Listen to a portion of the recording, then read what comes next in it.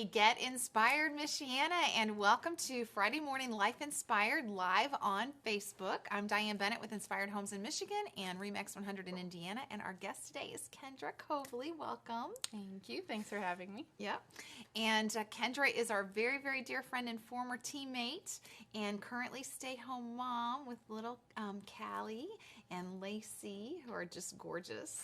And I'm kind of jealous because I loved that stage of my life when I got to stay home with my little ones. So I hope you're loving every minute of it. Yes. So I always want to tell you guys that are watching on Facebook, remember what our stories are about. Every Friday morning we talk about how life was going along. There's a ... moment in your life that kind of changed you. Even if you knew God beforehand, it changed you to really just follow God closely, and now your life is totally inspired, and He just inspires you every day of your life. And what does that look like? So we ask 3 questions. Tell us what's going on before you got married. So I grew up in a Christian home. My life was fairly easy. The high school that I went to, a lot of the people that I was in school with, I went to youth group with. So growing up, I didn't really face a whole lot of hardship. And I went off to college, and I was so excited. I was going to go to Bethel, and my boyfriend was going to Bethel too, and so everything seemed great. And then my freshman year, I started having panic attacks out of nowhere. Oh, I didn't know this. Yes, and I was struggling with that for about a year, tried all sorts of things, didn't really know why it was happening, and then my boyfriend Jordan and I decided that we were going to apply to be RAs for the next year, and we both got it. And so I was dealing with panic attacks, and we were going to be RAs, and we decided to take full class loads. And then that summer, we got engaged, which is a great thing, exciting. So we started the school year, and we were taking full class loads. And that spring, Jordan found a lump in his throat, and he went to the doctor, and he got an ultrasound, and they did some biopsies, and I guess over Christmas break, actually, before we started the spring semester, we found out that he had thyroid cancer. And this was 5 months before we were supposed to get married, and I kind of felt like my whole world just kind of was going to fall apart. So that was really, really scary for us. So, and the ... moment would be the finding out. So this was a turning point. Now your fiance has cancer. Yes. And wow, what do you do? How did you react? So,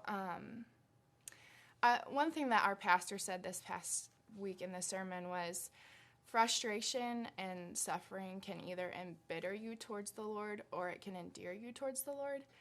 And I felt like at first when all of this was happening, I was this full-time student. I was supposed to be taking care of these girls as their resident assistant, and I'm planning a wedding, and then my fiance has cancer.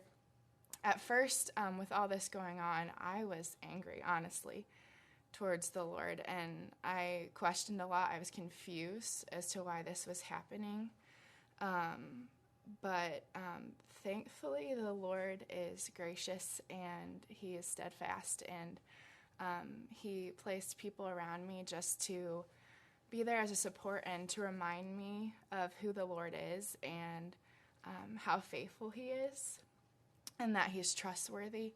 And I was so grateful for this church family that I'd grown up in, who sent cards and letters and just verses of encouragement. And I will always hold those very, very dear to my heart.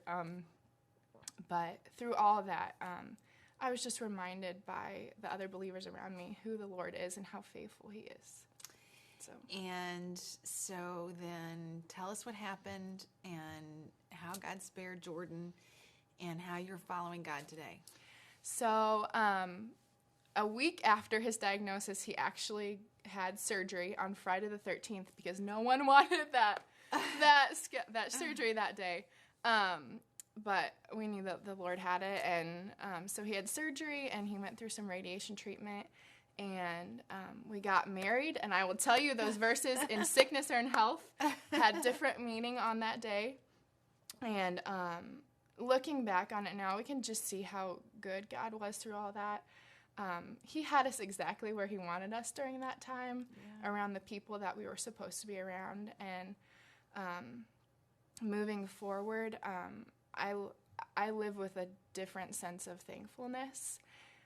It's funny how quickly you can forget what God has brought you through. Yeah. But even in that, in those little things, I live with a different sense of thankfulness and a different hope than I had before, because of what God has brought us through. And Jordan and I definitely can say that when we face hardship in our marriage or with our parenting, that we can look back and say, God's brought us through this.